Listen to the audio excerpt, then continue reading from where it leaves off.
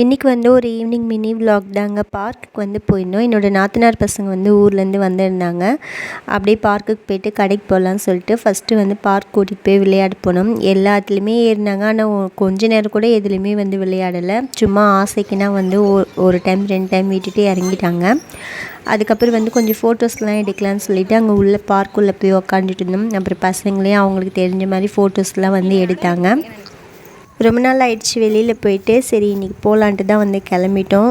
அதுக்கப்புறம் வந்து பாப்பா வந்து கேட்டுகிட்டே இருந்தா. அதுக்கப்புறம் இவங்க வரட்டும் எல்லோரும் சேர்ந்து போகலான்ட்டு கிளம்பிட்டோம். விளையாட சொன்னால் எல்லாம் ரிங்கா ரிங்கா ரோசாவில் வந்து விளையாடிட்டு இருந்தாங்க.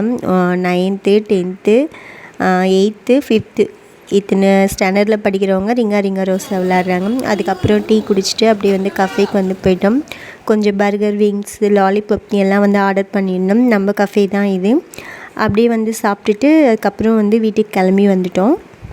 கஃபே திறந்து 10 வருஷம் ஆகுது. ஆனால் இப்போ தான் வந்து ஃபேமிலியோடு போய் உட்காந்து சாப்பிட்ருக்கோம் நாங்கள்.